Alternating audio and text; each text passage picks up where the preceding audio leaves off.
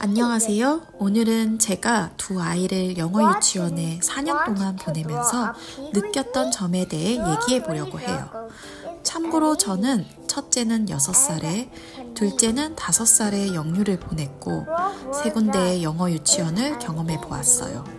그렇다고 1년마다 유치원을 옮겨 다닌 건 아니고 첫째는 한 군데에서 2년을 다니다가 졸업했고 둘째는 누나와 다른 영유를 1년 다니다가 6세에 새로운 원으로 옮겨서 지금까지 다니고 있습니다. 제가 영유에 4년 동안 쓴 돈이 계산해보니 7천만 원 정도 되더라고요. 물론 영유 졸업 후에도 학원을 다니고 있고 학원비 외에도 영어에 쓴 돈까지 합치면 1억 정도 될 것 같아요. 저도 이번에 계산하기 전까지는 이렇게 많은 돈이 들어갔는지 몰랐어요. 그리고 제가 하는 이야기는 전부 저의 주관적인 생각이고 아이 관련된 부분은 상황마다 또 아이마다 너무 다르기 때문에 이런 경우도 있구나 하고 참고해 주시면 좋겠어요. 영유에 돈을 쏟아부으며 느낀 점, 첫 번째는 절대 영어 유치원만 믿지 말아야 한다는 것이에요. 영어 유치원에 보내게 되면 담임 선생님은 내 아이가 못하는 부분을 대놓고 말하기 힘들기 때문에 엄마가 적극적으로 물어보거나 의지를 보이지 않으면 잘 얘기해주지 않는 경우가 많습니다. 이 얘기는 잘못하면 부족한 부분을 놓친 채 시간을 보내고 나중에 후회하는 일이 생길 수 있다는 것과 같습니다. 저 같은 경우에는 큰아이가 6세에 코로나가 터지면서 갑작스럽게 영유에 보내게 되었고 깊은 고민과 준비 없이 보냈기 때문에 저희 아이는 알파벳도 제대로 모르고 영유에 입학하게 됐습니다. 저는 아이를 보내고 1년 동안은 갑자기 영어만 써야 하고 공부해야 하는 아이가 불쌍해서 숙제 외에는 다른 서포트를 해주지 않았어요. 그 당시 저는 이것이 아이를 위하는 일이라고 생각했습니다. 아직 6세밖에 안 된 아이가 공부를 해야 한다는 것 자체가 너무 안쓰러웠기 때문이었죠. 또한 선생님이 리딩을 좀 도와주면 좋겠다는 언지를 아주 살짝 해주시기는 했지만 시간이 지나면 괜찮아지겠지 하면서 큰 관심을 가지지 않았습니다. 하지만 아이가 영유에 다닌 지 7개월 정도 지났을 즈음 뭔가 잘못되었다는 것을 깨달았습니다. 가족 모임에서 밥을 먹고 있는데 전광판에 투라는 글자가 써 있었어요. 신랑이 장난식으로 큰아이에게 저 글자 한번 읽어봐 라고 하니 부끄러워하며 못 읽더라고요. 투는 영어책에 가장 많이 나오는 단어 중 하나인데 저희 부부는 큰 충격을 받았습니다. 결국 7살이 되어서 아이는 저에게 엄마, 우리 반에서 내가 리딩을 제일 못해 라며 울었고 저는 그동안 영어 유치원 보내는 일을 안일하게 생각했던 제 자신이 얼마나 이기적이었는지 깨달았습니다.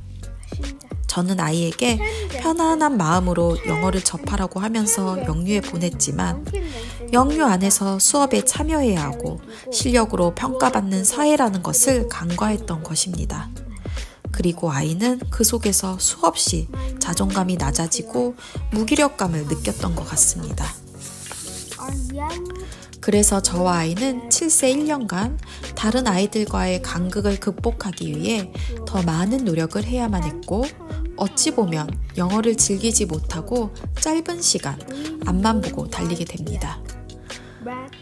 영유에 돈을 쏟아부으며 느낀 점 두 번째는 언어에 재능이 있는 아이는 넘사벽이다.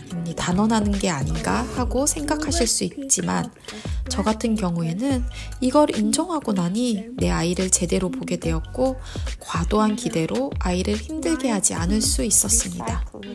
사람들마다 가지고 있는 재능은 모두 다르고 세상에는 여러 가지 재능이 있듯이 언어를 익히는 능력을 타고난 아이들이 있습니다. 특히 영유는 어린 나이에 영어를 익히기 때문에 언어감이 좋은 아이들을 많이 만날 수 있을 것입니다. 그런 아이들은 우리 아이가 10번 읽어야 익힐 수 있는 단어들을 한 번만 보면 익히는 것은 물론 글의 추론 능력도 좋아서 금세 높은 단계의 책을 읽기도 합니다. 하지만 여기에 휘말리지 말고 우리는 내 아이의 성장만 보고 교육시켜야 합니다. 뛰어나지 않아도 우리 아이들은 조금씩 성장하고 있기 때문입니다. 저희 아이 같은 경우는 언어감도 평범하고 리딩도 늦게 시작했지만 4년 정도 리딩을 시키니 지금은 책을 너무 좋아하고 책의 종류도 많이 가리지 않고 다양하게 독서하고 있습니다. 언어감이 좋은 아이들은 지금 훨씬 높은 수준의 책을 읽고 있을 수는 있겠지만 저는 그게 그렇게 중요하다고 생각하지 않습니다. 영어책을 재미있게 읽고 행복해하는 것이 나중에 봤을 때는 훨씬 중요하지 않을까 생각하기 때문입니다. 마지막으로 영유에 돈을 쏟아부으며 느낀 점 세 번째는 그래도 가장 중요한 것은 리딩이다 입니다. 나이가 어릴수록 아이들은 모방을 잘하고 부끄러움이 없기 때문에 스피킹에 먼저 두각을 나타낼 수 있습니다. 이러면 부모님들은 만족하고 리딩을 대수롭지 않게 여기게 됩니다. 하지만 시간이 지나면 리딩을 많이 하는 아이들이 스피킹만 잘하는 아이들을 역전해 버리는 경우가 많습니다. 리딩을 많이 하는 아이들은 스피킹뿐 아니라 사실 리스닝, 라이팅까지 전부 다 잘하게 될 수밖에 없습니다.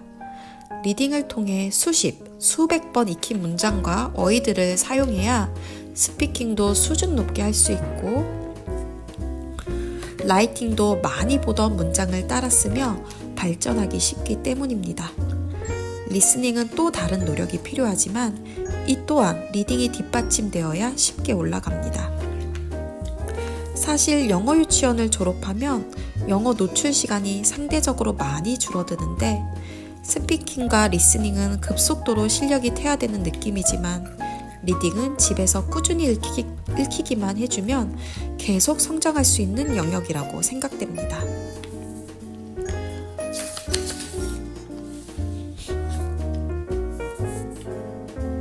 지금까지 말씀드린 세 가지를 다시 정리해드리면 첫 번째, 절대 영어 유치원만 믿지 말아야 한다는 것.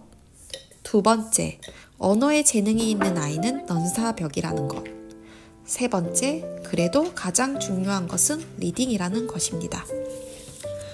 만약 여러분이 영유를 보내려고 고민 중이시거나 보내고 계시다면 저처럼 실수하지 마시고 비싼 돈 낸 만큼 만족스러운 결과를 얻으셨으면 좋겠습니다. 그럼 다음번에는 다른 이야기로 만나 뵐게요.